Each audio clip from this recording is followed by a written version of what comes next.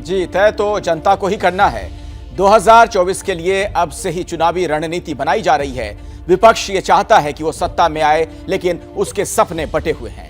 अब आप देखिए कि पीएम मोदी के खिलाफ जिन लोगों का नाम प्रधानमंत्री पद के लिए आता है, उनकी ताकत क्या है और कमजोरी क्या है। तो सबसे पहले राहुल गांधी की बात कर लेते हैं। उनकी ताकत यह है कि वो देश की सबसे पुरानी पार्टी के नेता हैं, लेकिन कमजोरी ये कि वो पार्ट टाइम राजनीति करते दिखते हैं। कई अहम मुद्दों पर एक्टिव होंगे, कई मुद्दों पर गायब हो जाएंगे। राहुल की ताकत यह है कि उनकी पार्टी का देशव्यापी प्रभाव है, लेकिन खुद राहुल गांधी जनसंपर्क के मामले में कमजोर हैं।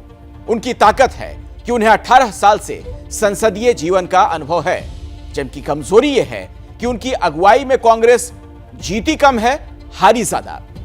अगर ममता बनर्जी की बात करें तो उनकी ताकत उनकी फाइटर वाली छवि है, लेकिन कमजोरी ये कि उनमें स्थिरता की कमी है। वैसे ही बंगाल में विधानसभा चुनाव में जीत की हैट्रिक उनकी ताकत है, लेकिन कमजोरी ये कि वो बंगाल तक सीमित हैं। नीतीश कुमार की बात करें, नीतीश कुमार सुशासन वाली छवि उनकी ताकत है, लेकिन बिहार तक सिमटी उनकी राजनीति उनकी कमजोरी है। दूसरे दलों के नेता भी उनके अनुभवों के कारण उन्हें स्वीकार कर सकते हैं, लेकिन दिक्कत यह है कि वो कब पलटी मार जाएं, ये किसी को पता नहीं होता। एक नाम अरविंद केजरीवाल का भी है, जिनकी जुझारू छवि उनकी ताकत है, लेकिन कमजोरी है कि वो दूसरी पार्टियों में मान्य नहीं है। दिल्ली के पंजाब जीतना उनकी ताकत को बढ़ाता है, लेकिन यूपी से लेकर गोवा और उत्तराखंड में वो नाकाम भी रहे। इन सब के बीच शिवसेना नीतीश कुमार के पक्ष में उतरती दिख रही है।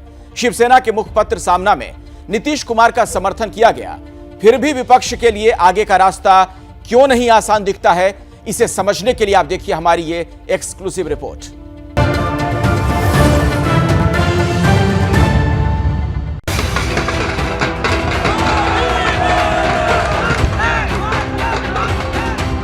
बात 2024 की हो रही है, यानी 2 साल बाद की, तो हमें एक झलक 2019 की देखनी होगी, यानी 3 साल पहले की। उस चुनाव में नरेंद्र मोदी ने दोबारा ऐसी जीत हासिल की थी जो 48 साल बाद किसी प्रधानमंत्री को मिली। लोकसभा का जनादेश हम सब देशवासियों के पास नए भारत के लिए जनादेश लेने के लिए गए थे। देश की कोटि कोटि नागरिकों ने इस फकीर की झोली को भर दी। तब भी विपक्ष अपने अपने हथियारों से लैस था। अब बिहार के तख्ता पलट के बाद विपक्ष में नई ऊर्जा आ गई है, लेकिन 3 साल पहले का घटनाक्रम यही बता रहा है कि प्रधानमंत्री मोदी से पार पाना मुमकिन नहीं है। 2019 के लोकसभा चुनाव में कांग्रेस अपनी न्याय योजना से लैस होकर आई थी, जिसमें आम आदमी की जिंदगी सुधारने का वादा था। इससे ठीक पहले वो झारखंड, छत्तीसगढ़ और राजस्थान में सरकार बना चुकी थी और राफेल रक्षा सौदे पर राहुल गांधी लगातार पीएम को घेर रहे थे। लेकिन चुनाव के नतीजों ने बता दिया कि लोगों ने राहुल गांधी पर नहीं, बल्कि प्रधानमंत्री मोदी पर भरोसा किया। चौकीदारों को चोर कहा, और जब चौकीदार सारे मैदान में आए और हर हिंदुस्तानी चौकीदार कहने लगा, तो उनके मुंह पे ताला लग गया।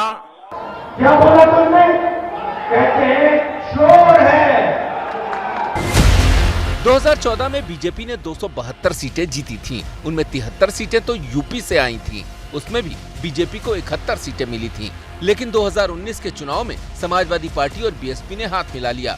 तब माना गया कि ये इतना मारक समीकरण है कि बीजेपी के लिए यूपी जीतना आसान नहीं होगा। लेकिन पीएम मोदी ने जनता से जो अपील की, तो लोगों ने दिल खोलकर उन पर भरोसा किया। बुआ हो या बबुआ, यूपी की समझदार जनता को ये लोग सिर्फ जाति में बांटकर देखते हैं। उपचुनाव में नीतीश कुमार बीजेपी के साथ थे। तब उन्होंने 17 सीटों पर चुनाव लड़कर 16 सीटें जीती थी। लेकिन आज नीतीश का रुख बता रहा है कि अगला चुनाव वो बीजेपी के खिलाफ लड़ेंगे। सवाल है कि वो लड़ने के लिए होगा या लड़कर जीतने के लिए होगा। नीतीश कुमार की पार्टी का मकसद साफ दिखता है कि वो नरेंद्र मोदी को प्रधानमंत्री पद से हटाना चाहते हैं। जेडीयू का गणित है कि बीजेपी को 303 सीटें मिली थी, यानी बहुमत के लिए जरूरी 272 से 31 सीट ज्यादा। जेडीयू को लगता है कि अगले चुनाव में बीजेपी पश्चिम बंगाल की जीती हुई 18 सीटें हार जाएगी और बिहार की 17 सीटें। यानी 35 सीटों का सीधा घाटा। इस तरह बीजेपी सिर्फ पश्चिम बंगाल और बिहार के जरिए बीजेपी को 268 पर ला देगी, यानी बहुमत से 4 नीचे। अगर बाकी राज्यों में भी बीजेपी की हार हुई तो जेडीयू इस तरह पीएम मोदी को रोक देगी। लेकिन अगर बीजेपी का अपने दम पर भी बहुमत नहीं रहेगा तो इसको भी वो अपने लिए फायदे का सौदा मान रही है। बहुमत का आंकड़ा 272 है, 30 का संख्या उनको ज्यादा है। बंगाल से उस 30 में 16 बंगाल से हैं और बिहार में 17 गो हैं। 272 के नीचे जहां आए उनके पटिया में जो तानाशाही चल रहा है सब तो खटवाया हुआ, हम लोगों से भी मिलता है ना लोग। विपक्ष का नया चेहरा बने जेडीयू के आज के गणित को पीएम मोदी ने पिछले चुनाव में ही समझ लिया था। इसको समझने के लिए आप 2019 के चुनाव से पहले पीएम मोदी का ये बयान सुनिए।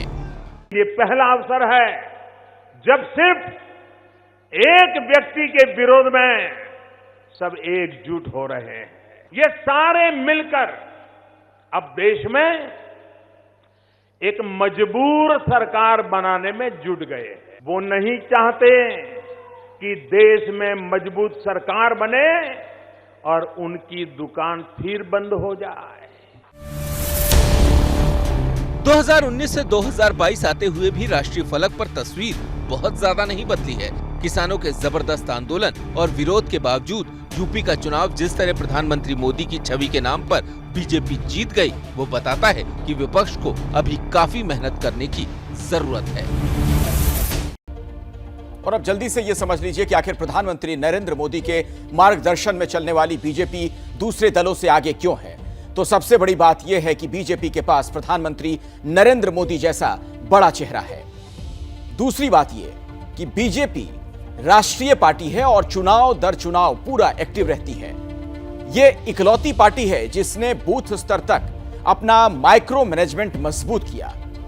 पहले इसकी हिंदुत्ववादी छवि थी, लेकिन बाद में राष्ट्रवादी छवि भी जुड़ गई। बीजेपी की एक ताकत यह भी है कि विपक्ष में एकजुटता नहीं है।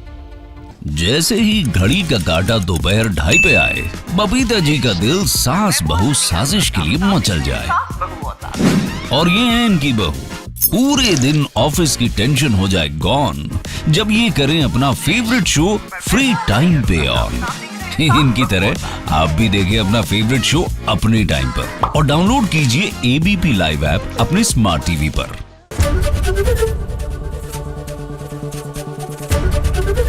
एबीपी न्यूज आपको रखे आगे।